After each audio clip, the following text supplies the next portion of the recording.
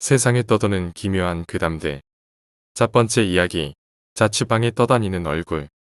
이 일은 대학교 2학년 말에 겪었던 일이다. 나는 경북 모 대학 주변에서 자취를 했었다. 그 지역시의 이름을 딴 대학이지만 사정상 밝히지는 않는다. 여튼 그 대학은 시와는 많이 동떨어져 있었고 주변에는 학생들에게 꼭 필요한 술집과 PC방, 기타 밥집과 자취 건물들이 트였다. 내가 자취하는 곳은 대학가와도 동떨어진 곳이었는데 밖과 들 사이로 20여 분은 걸어야 나오는 집이었다. 두 개의 쌍둥이 건물이었는데 우리 집은 길이 보이는 쪽이 아닌 건물을 빙 돌아서 그 반대쪽 계단을 올라가야 되는 2층이었다. 그날은 집에서 컴퓨터로 공포 영화를 다운받아 본 날이었다. 영화를 다 보고 나니 시계는 새벽 2시 반쯤을 가리키고 있었다. 너무 무서워서 여자친구에게 전화해서 영화가 별로 안 무섭다느니 해서 봤는데 재미 하나도 없다느니 하는 실없는 소리만 늘어놓다가 제일 친한 후배인 병철이한테 전화해서 와서 같이 자자고 이야기했다. 병철이는 평소에도 우리 집에서 자주 술 마시고 나를 가장 잘 따르는 후배였다. 무서워서 그렇다고는 도저히 말 못하겠어서 오랜만에 술이나 한잔 하자고 했었는데 병철이가 이미 시내에서 술을 마셔서 학교로 들어오기 힘들다고 미안하다고 했다. 할 수 없이 새벽 3시가 넘어서 이불을 펴고 누웠다. 그래도 무서움이 사라지지 않아서 TV를 켜놓고 소리를 크게 해놓았었는데 당시에는 개인 방송을 보다가 스르르 잠들려고 했었다. 시계를 정확히 보지는 못했지만 벽에 걸려있던 시계의 시침이 3과 4를 가리키고 있었던 걸로 기억한다. 갑자기 밖에서 문을 쿵쿵쿵 하고 두드리는 소리가 났다. 처음에는 잠들려는데 깬지라 짜증이 난 나는 쉔 까려고 했지만 거의 5분이 넘도록 쿵쿵쿵 하며 계속 두드렸다. 화가 나서 누군데? 하고 반말로 물었는데 밖에서 잠시 동안 대답이 없더니 형, 저 병철인데요. 아까 오라니까 못 온다고 했던 후배 놈이었다. 나는 왜 하필 잠들려고 하는 지금 오나 싶어서 일어나 문 쪽으로 가면서 소리쳤다. 지금 몇 시인데 아까 안 오고 지금 오노.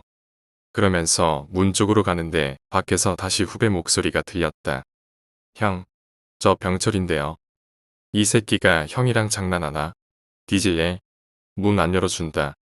형, 저 병철인데요. 계속 같은 대답을 하는 후배에게 화가 난 나는 실컷 해줄 요령으로 얼른 문을 열려다가 왠지 모를 오한이 도는 것을 느꼈다. 평소 같은 그냥 문을 열어 제끼고 온갖 욕을 다 했을 나지만 아까 본 무서운 영화가 자꾸 떠올라 혹시 하는 마음으로 문을 열기 전에 한 번 더 물었다. 너 누구야? 형, 저 병철인데요. 어디서 술 마시고 왔냐? 형, 저 병철인데요. 순간 소름이 팍 돋았다. 사람이란 감정이 있다. 억양도 완전히 똑같을 수도 없다. 그런데 밖에서 들려오는 음성은 처음부터 끝까지 똑같은 마치 녹음기를 반복적으로 틀어놓은 것 같이 일정한 톤을 계속적으로 반복하고 있었던 것이다. 나는 살며시 문의 귀를 가져다 대었다. 형, 저 병철인데요. 들으면 들을수록 더욱 이상했다. 문의 귀를 대고 소리를 들으면 가까이 있는 것은 대학 위치를 알고 있는데 바로 앞에서가 아닌 문 밖 천장 부근에서 목소리가 들려왔다. 겁이 더럭 난 나는 문이 잠겼는지 확실히 확인하고는 소리를 꽥 질렀다. 누군데 장난치리고 안 꺼지나? 그러자 밖에서 아무 소리도 안 들렸다. 그럼에도 나는 마음이 가라앉지 않아서 문의 귀를 가까이 대고 소리를 들어보았다. 아무 소리도 안 들렸다. 그냥 찌릿찌릿하고 별이 우는 소리랑 복도에 있는 바람 소리만 미세하게 들렸다. 한 10분 동안 문에 귀를 대고 있던 나는 어느 정도 무서움이 가라앉아 다시 침대로 와서 몸을 기었다. 심장이 멈추는 줄 알았다. 문 밖에서 남잔지 여잔지 분간이 안 되는 숨 넘어갈 듯 한 웃음소리가 내 귀를 강타했다. 손으로 상체만 벌떡 일으킨 나는 온몸에 돋아나는 소름을 느끼면서 상체만 벌떡 일으키고 턱을 심하게 떨면서 문을 뚫어지게 쳐다보았다. 계속 들려왔다. 숨 넣어갈 듯한 웃음소리. 점점 크게 들리는 듯 했다. 나는 손을 덜덜 떨면서 제일 먼저 병철이에게 전화를 했다. 받지 않았다. 나는 떨리는 손으로 문 밖에 네가 와 있는데 네가 아닌 것 같으니까 전화 좀 제발. 무서워 죽겠다. 뭐 이런 형식의 문자를 날리고 계속 문을 쳐다보면서 극으로 치닫는 공포를 경험하고 있었다. 쿵쿵쿵 두드리고 미친 듯이 웃고 다시 쿵쿵쿵 두드리고 얼마나 지났을까. 공포가 도를 넘으면 미친다고 했다. 그때가 바로 그랬다. 순간 나를 패닉으로 몰아가는 그 목소리가 미친 듯이 미웠고 화가 솟구쳤다. 원룸으로 되어 부엌이 침대 옆에 위치해 있었는데 찬장을 부서질 듯 열고 평소 쓰던 식칼을 찾아 들고 쿵쾅쿵쾅 소리를 내며 문으로 뛰어간 나는 문을 벌컥 열었다. 아무도 없었다.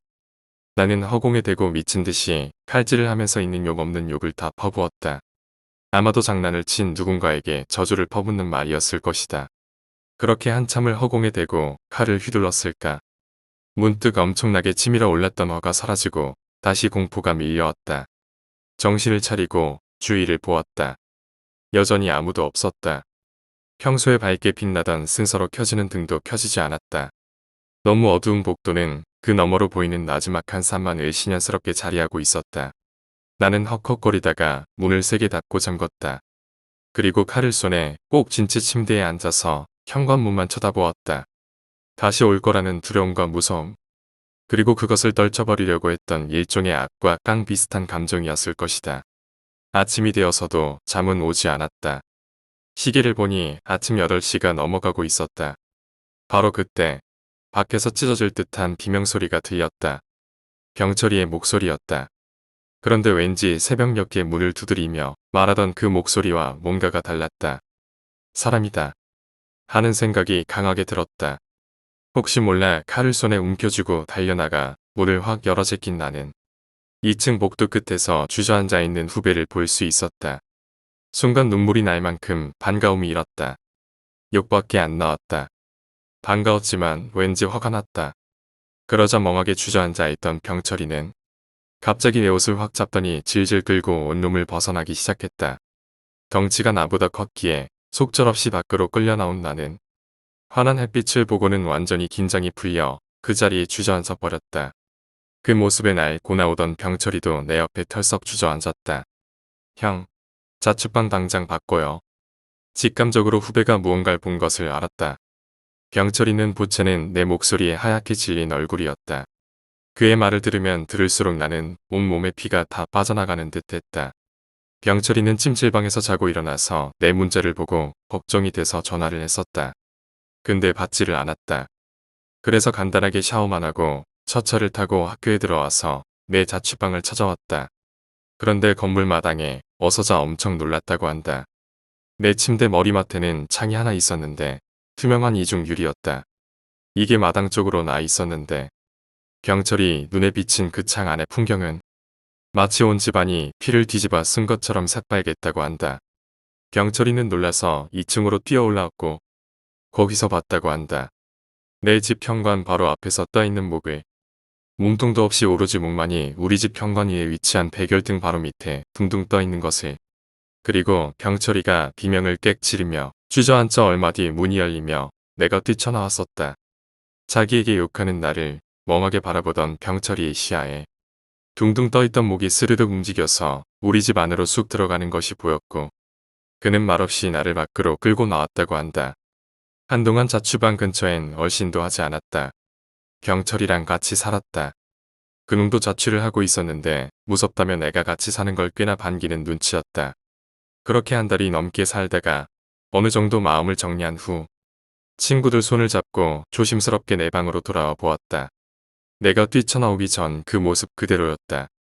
하지만 난 불이 나게 친구와 짐을 싸고 도망치듯 나와서 다른 방을 잡았다. 그때 그건 뭐였을까? 아직도 생각하면 소름이 돋지만 궁금증은 여전히 내 머릿속에 자리 잡고 있다. 두 번째 이야기, 스크린도어. 공익근무요원으로 옥동역에서 근무를 하던 A군. 야간 근무를 하게 되어 막차가 떠난 후 플랫폼을 둘러보고 있었다. 그런데 방화 방면 플랫폼 맨 끝 스크린도어가 열려 있었다. A군은 상황실로 전화를 했고 직원은 A군이 위치를 말하기도 전에 어느 쪽, 어느 문인지를 알고 있었고 A군에게 그냥 돌아오라고 했다. 이상한 느낌의 대신 돌아보니 문은 닫혀 있었다. A군은 잘못 봤나 생각하고 대수롭지 않게 넘어갔다. 그 후 3달이 지나고 다시 야간 근무를 서게 된 A군은 플랫폼으로 향했다. 그런데 같은 스크린 도어가 또 열려 있었고 상황실에 전화를 하는데 스크린 도어와 승강장 사이에 운동화가 걸려 있었다. A군이 누가 두고 갔나? 생각을 하는 사이 상황실과 전화가 연결되었고 A군은 대수롭지 않게 스크린 도어가 또 열려 있어요. 근데 운동화가 가운데 있어요. 라고 말하며 대수롭지 않게 운동화를 향해 걸어가는데 직원이 황급히 줍지 말고 그냥 둬. 나 기다리고 있어. 라고 소리를 쳤다.